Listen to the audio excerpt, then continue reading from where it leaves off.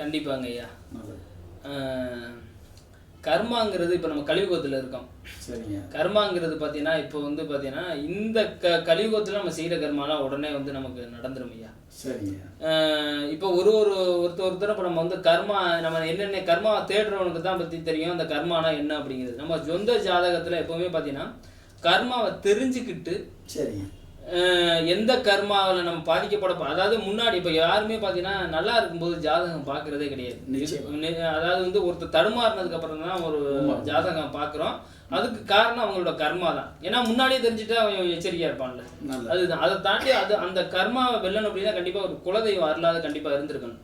சில பேருக்குலாம் அது மாதிரி இல்லாத ஆளுங்க ரொம்ப வாழ்க்கையில அடிபட்டுட்டு தான் அதுக்கப்புறம் பார்த்தீங்கன்னா அந்த கர்மாவே வந்து அவங்களுக்கு என்னங்கிறதே தெரிய வராம குலதெய்வத்தை கண்டுபிடிக்க முடியாது. அந்த மாதிரி சூழ்நிலாம் இருக்கும்.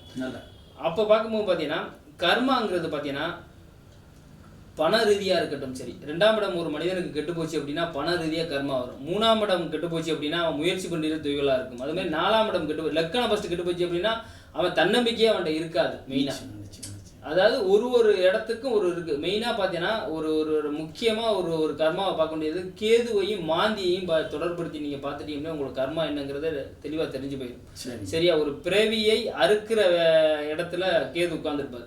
அப்ப அந்த ஒரு இடத்துக்கும் நம்ம எந்த இடம் கெட்டு போயிருக்கோ அதுதான் அவரோட கர்மா. அப்ப அது சார்ந்த விஷயத்துல அவருக்கு தொய்வல் இருந்துகிட்டே இருக்கும்.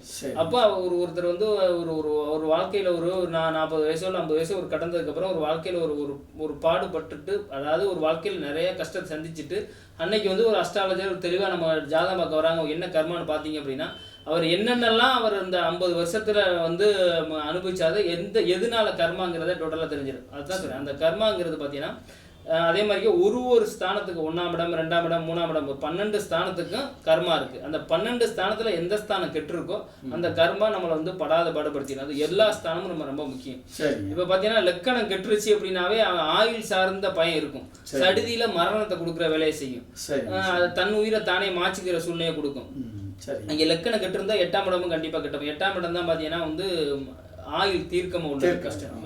8ஆம் இடத்துல 8ஆம் அதிபதி வலுவா இருந்துச்சுன்னா ஆயுள் தீர்க்கமா இருக்கும். அதாவது 8ஆம் இடத்துல லக்கணாதிபதி இருந்தாலுமே அதுக்கு ஆயுள் சார்ந்த பயம் இருக்கும். பட் இருந்தாலும் ஆயுள் தீர்க்கம் இருக்கும். அந்த மாதிரி ஒரு சூட்சமும் அந்த மறைபொருள் அறிந்த ரகசியம் வந்து அதுல இருக்கும். பட் ஒரு கிரகத்துக்கும் பாத்தீங்கன்னா எந்த இடத்துல எந்த ஸ்தானம் நமக்கு எப்படி இருக்கு அப்படின்னு பார்த்துக்கிட்டு தான் நம்மளோட கர்மா ஆராய்ச்சியில நம்ம உள்ள போக முடியும். கண்டிப்பா நம்ம கர்மா படிதான் நடக்கும். அந்த கர்மா முன்கூட்டியே எல்லாருக்கும் வந்து தெரிஞ்சிடாது.